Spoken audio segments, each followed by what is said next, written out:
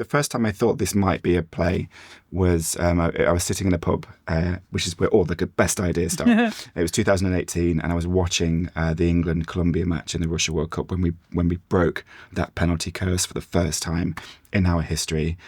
And I just remember looking at the players and thinking what was so moving about it was that the sense of pride we had for them because of how they were conducting themselves.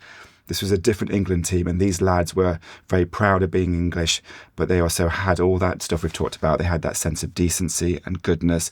They weren't fouling players all over the time. They were really checking in and looking after each other. And I'd not seen that for about a generation. They made me feel really proud to be English.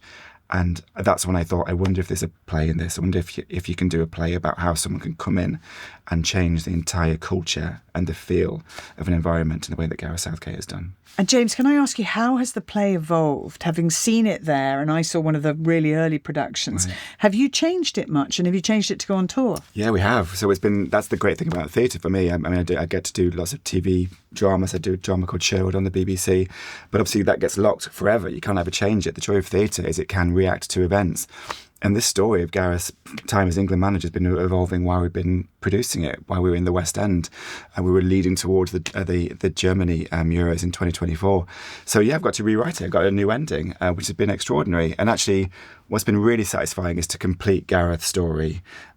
Previously, the version you saw, the early version, he was still the manager, and there was still that hope that one more tournament, they might bring it home. And spoiler alert, I don't want to ruin the story, but that may not have happened. But now he's resigned, and we can sort of complete the story in its fullness and look at his time as England manager in totality. That feels really satisfying. And actually, the Germany tournament was really moving. There was lots of really extraordinary moments in there. If you think of there was the penalty, 5 penalty wins against Switzerland, where Bukayo Saka redeemed himself from his miss in Wembley. Not that he needed to. I think there's some really beautiful, lovely moments there, and the next generation of players coming up as well. We take those in as well. What is the one message that you want people who come to watch this play to go home with? I think there's so many messages, but I guess to me it's such a positive story about transformation and change.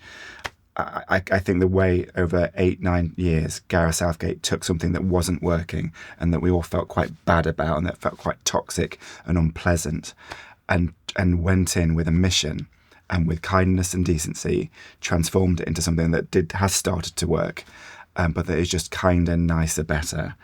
I think the way he's done that is a real template for how we can all believe that even in the darkest times you can change something for the good. Well, hopefully hearing from James has made it even more clear to you that Dear England is an experience you cannot miss, and it is getting out there on national tour, 16 different locations from the 15th of September, and this is how you can book a ticket.